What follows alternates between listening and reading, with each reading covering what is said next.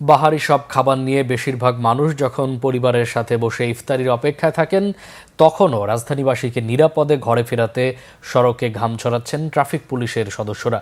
দিনভর রোজা রেখে এমন কষ্টসাধ্য কাজের পর রাস্তার উপর দাঁড়িয়ে বা পাশে কোথাও বসেই ইফতার সারতে হয় পুলিশ সদস্যদের।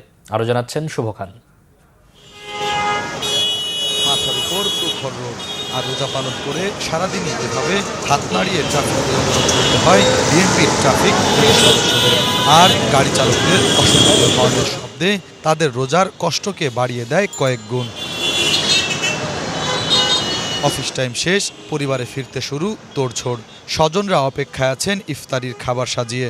ঘরমুখ নগরবাসীকে গন্তব্যে পৌঁছে দিতে প্রতিটি মোড়ে অক্লান্ত পরিশ্রম এসব পুলিশ কর্মকর্তাদের।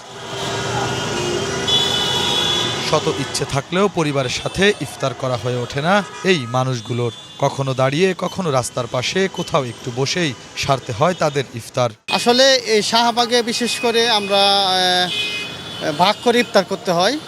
আমরা সবাই একসাথে ইফতার করতে পারি না, কারণ শাহবাগে চারদিক থেকে চাপ আছে। রমজানে আসলে পরে বেশিরভাগ ইফতারগুলা রোডে দাঁড়ায় থেকে, অথবা যদি যেসব রাস্তা ফাঁকা হয়ে যায় তখন আমরা হয়তো একটু বক্সে করতে পারি আর কি। গাড়ির চাপ থাকলে এখানে দাঁড়ায় থেকে করতে হয়, আর যদি একটু রাস্তা একটু ফাঁকা থাকে ওই সুযোগে আমরা একটু বক্সে কি সাইডে এখানে সেখানে বসে ইফতারটা সেরে নিই। রোজা রেখে সারাদিন এভাবে হাত নাড়ানো কষ্টসাধ্য। তার উপর প্রতিটি ট্রাফিক পুলিশ সদস্যদের বয়স 50 ঊর্ধ্ব। কারো 2 যুগ, কারো আবার 1 যুগেরও বেশি সময় এই সড়কেই কাটছে।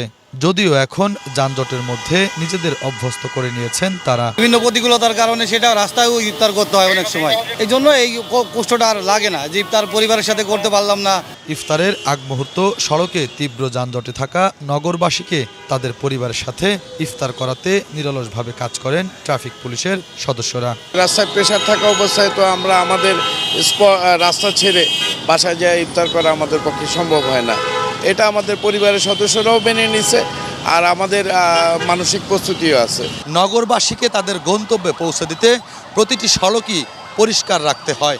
তাদের ইফতার করতে হয় রাস্তার উপরে দাঁড়িয়ে বা সাইডে কোথাও বসে। ইচ্ছা থাকলেও পরিবারের সাথে কখনো ইফতার করা হয়ে ওঠে না এ সকল পুলিশ সদস্যদের। শুভ খান, বাংলা ভিশন, ঢাকা।